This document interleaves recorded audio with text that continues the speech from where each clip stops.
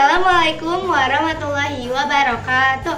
Perkenalkan, nama saya Dela Hermalia dari kelas 83. Ingin mempresentasikan PPT hasil dari sistem pencernaan, sistem pernapasan, dan ginjal.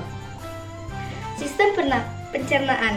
Pencernaan dibagi menjadi dua, yaitu pencernaan secara kimiawi dan pencernaan secara mekanik. Pencernaan secara kimiawi adalah pengolahan makanan yang ditentukan oleh suatu kimia yang disebut enzim. Sementara pencernaan mekanik adalah proses pemecahan makanan melalui bentuk yang lebih kecil. Pencernaan mekanik biasanya terjadi di mulut dan lambung, serta melibatkan pergerakan fisik yaitu otot. A. Mulut. Di dalam mulut terjadi proses pencernaan secara mekanik dan secara kimiawi. Gigi dan lidah berbeda dalam proses pencernaan secara mekanik. Gigi berfungsi untuk memotong, mengunyah, dan mengunyah makanan menjadi bagian-bagian kecil, sementara lidah berfungsi untuk mendorong makanan. Lalu makanan masuk melalui epiloktis.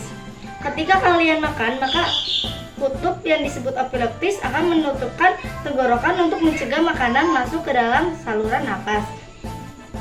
Makanan akan masuk ke dalam asap pakus, yaitu suatu saluran berotot dan menghubungkan antara mulut dan lambung. C. Lambung.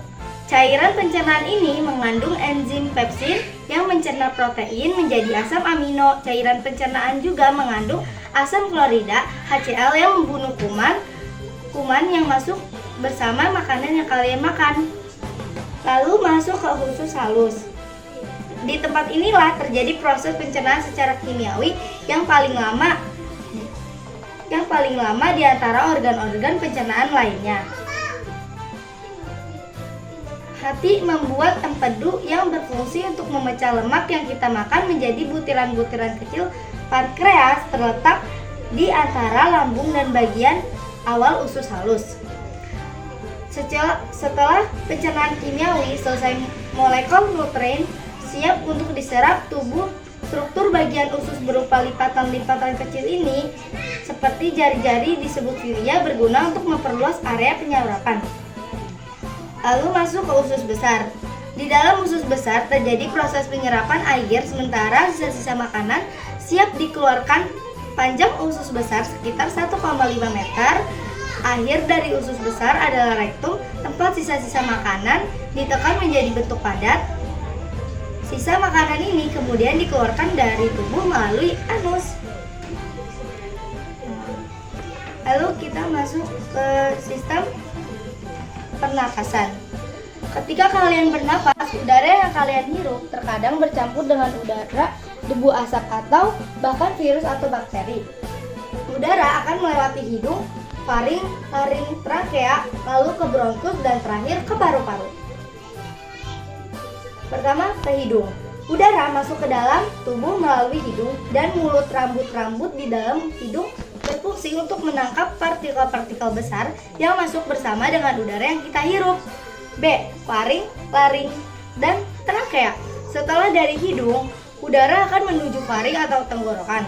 Laring terdapat pita suara, tempat penghasilan suara. Ketika kalian sedang menelan makanan, maka trakea akan tertutup oleh bakteri sehingga makanan tidak masuk ke dalam saluran nafas.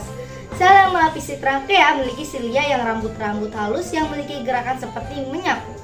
C. Bronkus dan paru-paru.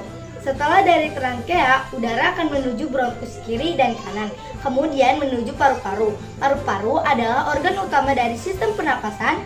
Di dalam paru-paru, bronkus bercabang-cabang menjadi bagian-bagian yang kecil. Lalu masuk ke bagian ginjal. Masuk ke bagian ginjal. Ginjal berfungsi untuk menyaring darah dengan cara membuang urea dan sampah metabolisme dari dalam darah dan mempertahankan zat-zat yang masih dibutuhkan oleh tubuh. Sampah-sampah atau zat sisa ini dibuang melalui urina. Sekian presentasi dari saya, kurang lebihnya mohon maaf. Assalamualaikum warahmatullahi wabarakatuh.